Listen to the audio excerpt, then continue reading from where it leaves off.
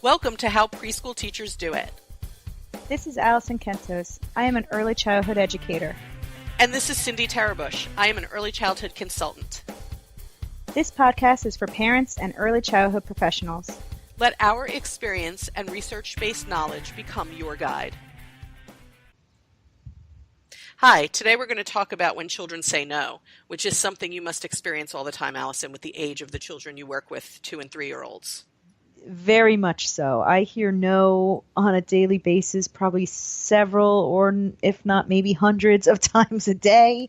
And they say it, especially at the age that I teach 2-year-olds that are turning 3, because it is their most powerful word. Oh, it's so powerful. People have been so saying no to them since they were born. Yeah. And they know that this word has meaning and it's powerful. And when they say it, they know that something will either get done or not get done, because typically people react to the word no. Oh, they react all right. So, when a 2-year-old looks at an adult and says no, even if you try not to react, I think you twitch a little. Yeah, you usually do. So we were taught it's very disrespectful, right? I was taught this to say as a no kid, to an adult. right? You don't say no to your teachers. Right. You don't say no to people. Yeah. Right. And I think that's still going on a little bit, that, they think it's this disrespectful word. And I think I think it's more them testing their own power. Like, if I say no to Miss Allison, what is she going to do? And did I then get my way, by saying no? And they're kind of just testing the boundaries a little bit. They are. At this age, they're not looking at us thinking, I'm going to be really disrespectful to you right now. They may do that when they're teenagers, but they're not doing it in early childhood. They're not thinking, I'm going to be just so disrespectful to you right now. They themselves are frustrated or trying to express something that they don't want, and they're just using the most powerful word they know. And even before they know the word no or can say it, they express no with their bodies. I say, let's go this way, and they sit down. I say sit down, and they run. Right?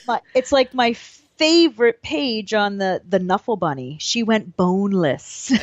That's like how she's saying no without saying no. That's like my face. She went boneless, and that's what kids at that age do, because they can't say no. Yeah. Yep. They just flop where they are. As their way of refusing to do what you want. Because they're testing, like you said, they're testing their own power. I think that adults tend to take this very personally. It isn't so personal. Yeah. I tell teachers all the time, don't take it personally when children are being a little oppositional to what you want, because if you weren't standing there and I was, they would be oppositional to me too. It isn't personal. Yeah, it has nothing to do with you. No, and the parents, children, I think primarily really do want to please their most important family members. Yes. But they do. There's something going on, and they're trying to find that border and that boundary, and where do they have power? Yeah. And I think sometimes they're saying no because legitimately they do not want to do that, and that's okay, because there's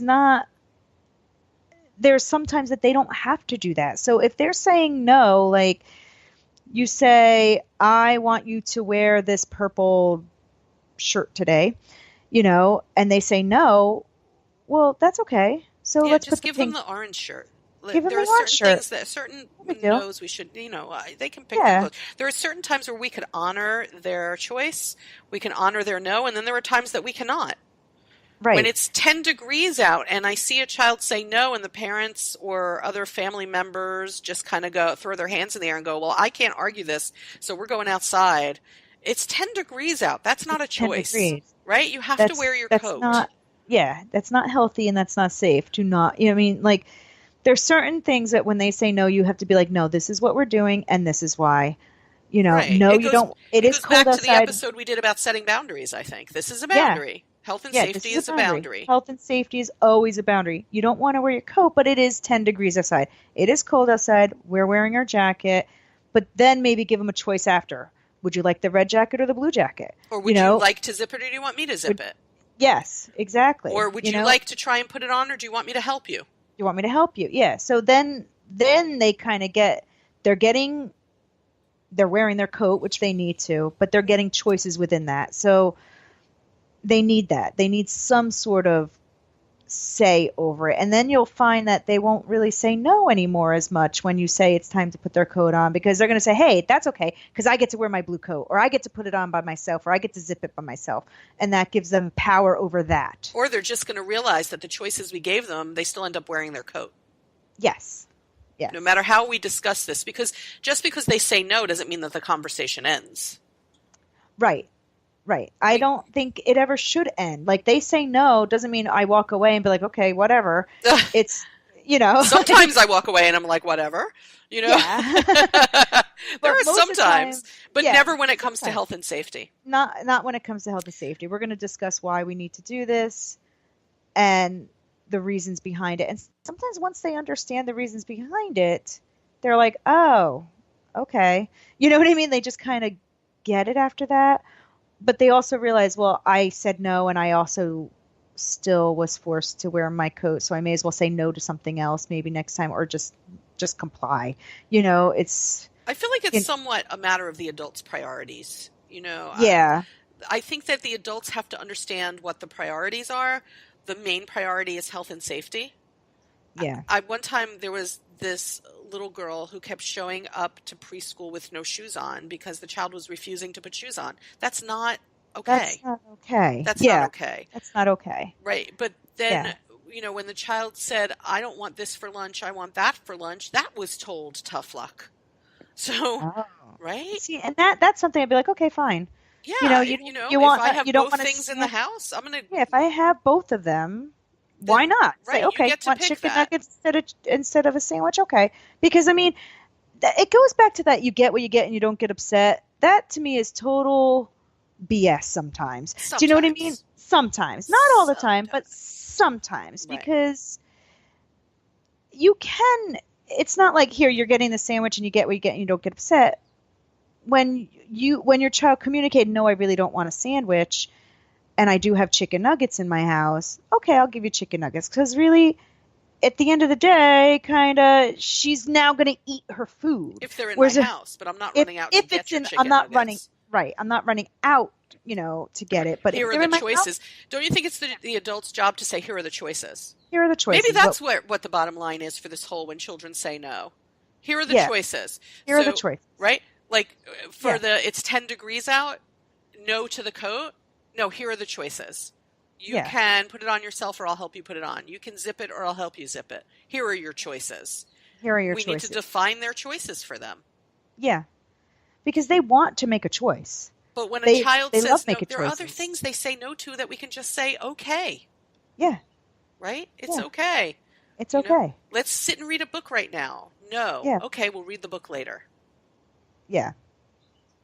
Right? One other thing, like, but if I say to a child, it's bath time and the child says no, well, that's not a choice. Here are your choices. Which toy do you want to bring in the bath? Yeah. But I think that we get very into the power struggle. So a child says no to us and we get really upset and offended. Yeah. And then we force them to do what we ask them to do anyway. Or we get we get oppositional. And now everybody's oppositional. Now everybody is. Yeah. And now everybody's arguing. I've made a career out of walking up to people, and saying to them, to teachers and teacher assistants, and walking up behind them and saying, you're fighting with a 3-year-old. Yeah. There's no argument here. Figure out what can and cannot be done and just state the facts. But when the children say no, everyone needs to keep in mind they're not purposely trying to harm us. Yeah. It's just the most powerful tool they have in their box. That's true. And we have to remember that they understand the word no from the time they're infants. Think about that it's probably the most heard word they have. And actually they respond better when we state things in the positive than when we state things in the negative, but we've been stating things in the negative since they were really young. When I first started working in early childhood, I worked in a place, and I talk about this a lot. Anybody listening to this podcast who's heard me speak in person has heard this story. But I walked in on day one, and they said, we don't use negative words here. You're not allowed to say no, and you're not allowed to say don't to the children. And I thought for sure I was going to be fired. I thought, I'm not making it. I went home. I was like, I'm not making it in this job. How do I even phrase things? But it was the best training ground in the whole world. because I learned that everything that I was saying to children had to be phrased in the positive, even when they were looking at me and saying no. But what eventually started happening was because I was phrasing things in the positive, so did they. Yeah. Because I was saying, well, here's what we should be doing, or here's what we can do. They started to do the same. Yeah, it's amazing when that happens.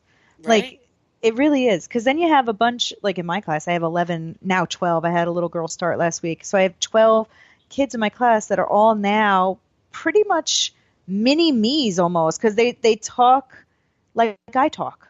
Right. It's like positive and like, oh, no, that's okay. And and I hear them talking to their friends like that. And it's kind of like amazing when that happens. It takes a little while, but I mean, it's amazing once you see it happening because you're like, oh, wow, like they are modeling me, and then you realize, well, I really better be modeling all the time, because they look up to you and they are modeling all your language and it's amazing when that happens. Right.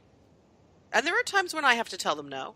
Oh, yeah. There are times where I am absolutely modeling, we can't do that. Yeah, we can't do that. Or you can't do that, or we're not doing that. And I think a lot of it has to do with how we phrase that. You can't do that. Yeah. If we say to them, it is cold outside, we are wearing coats. Yeah. I didn't use the word no at all. Right. It is cold outside, we are wearing coats. Which would you prefer? Yeah. Right? Or it is dinner time, this is the food that I cooked. Yeah. And children, by the way, will not starve themselves. It goes against human nature. They won't. It's okay if they skip a meal. I mean, it's not. We have to remember too, in this power struggle, they're always struggling for power. They can only really control two things, and that's potty training. Yeah. And what they swallow. And what they swallow. So we have to be careful when we argue and what we argue over, that we're not feeding into, because if they feel like I can never control anything, they will control those two things. They will go on a starvation diet, and they will refuse to use a toilet.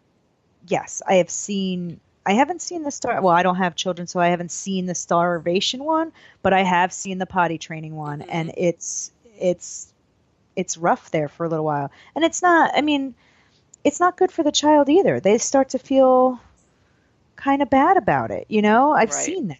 Right. They don't want to do that either. They don't want to act like that. They don't want to feel like that. So you don't ever want to get to the point where it gets to that, where they're denying food and they're denying bathroom. I think the bottom line is, when a child says no, don't get offended.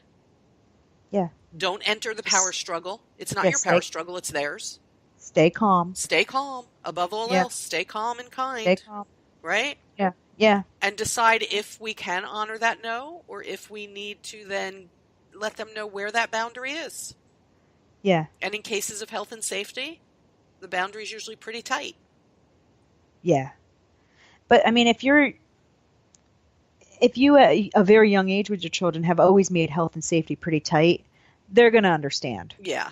And they will understand it pretty quickly. And they get to figure out what they can and can't get away with. Yeah. So the next time your child says no to you, or a child in your classroom says no to you, deep breath. Yeah. Deep breath. It isn't a personal attack. It's them trying to find where the wall is. Yeah. Right? Okay. Yeah. We said it in another episode that we weren't going to give away our contact information all the time. What do you think, Alison? I like it. You like that? I like that. You've got to so kind of subscribe. Yeah. Just subscribe and listen. So every now and then on one of the episodes, we give away our contact information. I don't know if this is the episode, though. You won't know which one. I think I'm going to say no. I think I'm saying no this time. I'm saying no. I'm going to honor your no. Thank you. Yeah. Thank you very much.